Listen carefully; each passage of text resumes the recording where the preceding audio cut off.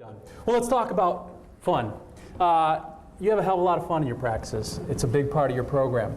In the past, you've brought in Snoop Dogg, Will Ferrell. You've got a fight with Ricky Bobby, I believe. You've jumped off the high dive at the end of practice. And I remember a Halloween prank where you had Lendale White quit the team and hurl himself off the parking garage as a joke. Can you tell us? It was Halloween, so it kind of fit. Can you tell us about the role of fun and humor in your program?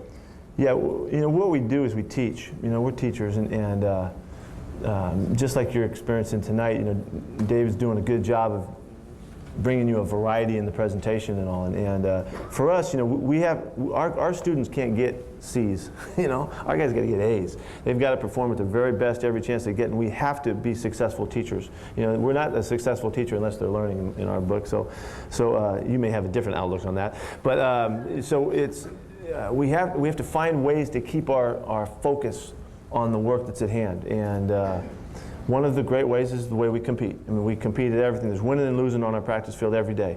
And the illustration I would give you, for those of you who know about playing basketball, if you send 5 or 10 guys into a gym and give them some basketballs and they shoot around, a half hour later you pull them out of there, they've had a pretty nice time shooting hoops and talking about it. You put them in there and tell them, let's play some games and let's go.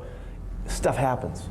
The gym is filled with energy. There'll be guys pushing and shoving and yelling and making fun and high-fiving and all of those things that happen take the whole energy of that arena they're in to a whole different level. And so we understand that, and at all times we want to have competition involved with everything that we're doing.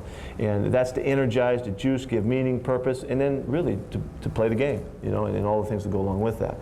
Now, along with that, the fact like every year that our guys have come to camp, we take them to the Manhattan Beach Open. We get on, we work out in the morning and get them on the bus.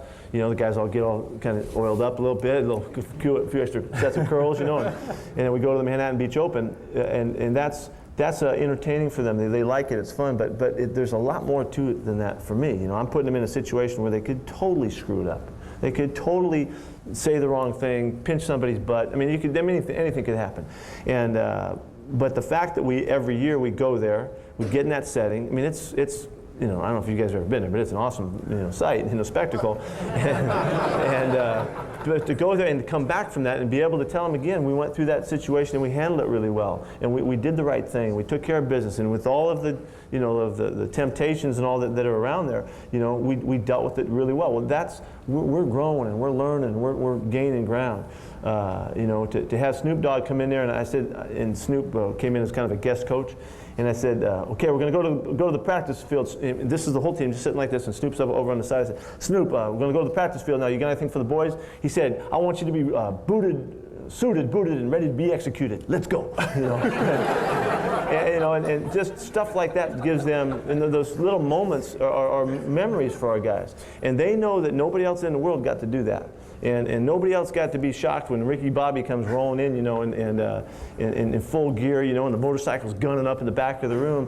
Those are moments that only we can share and experience, And so stories come out of that. They feel unique. They feel special. And it just gives us more and more fabric to what this experience is all about, And so there's many reasons why we do that. And the last of it is to just have fun. But if we're not having fun, then I'm screwing up. It should all be fun in our program, and really every step of the way. Let me say something about that, though. Just to go back for a second, you said you don't have to beat them with the stick and get them to do stuff. Our standards for the execution and the level of intensity at our practices is so high that we practice better than anybody that practices football on any level, in any place, maybe in the history of football. That's what, if you're going to do it better than it's ever been done before, that's how you do it. And so to have those standards, it ain't lollygagging around. It ain't kind of at your own tempo. It ain't laissez-faire kind of deal.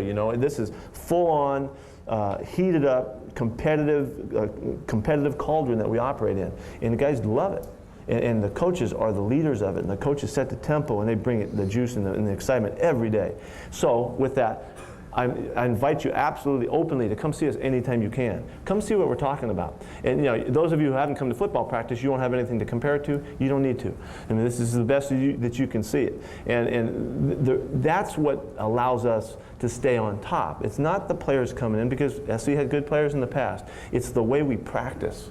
It's the focus and the attention to detail and the willingness to give it up every step, every drill, every period of every day, forever, is what makes us who we are. And that ain't happening without a big stick hanging over you, without the past always looming, that we've got to maintain the standards that have been established by those guys that have come before us, and the legends of those guys that have made their way, their careers, their futures, their Heismans, their national championships on our field, doing it that way. It's really important to understand that you really don't get us, you know, because this is an extraordinarily efficient practice and program, and if we're not that way, then we're going to take a step back. Okay. Well, I have gone to practice, and it's like the highest energy symphony you could ever see. Everything's moving at all times, all position groups rotating, led by Coach Carroll, who's in there actually taking reps at quarterback and still firing it around there. Still got a pretty good arm there. Yeah, I'm working at it. I had the thought that I'm gonna do that HGH thing, you know, and I'm gonna come back freaking raring in camp this year. You know, nobody's gonna scrutinize me. I'm gonna have the big hose going, man. For this. I think you exhausted your eligibility, didn't you? Yeah, that's okay. I may still put me in. What'd you say? This piano still has some old.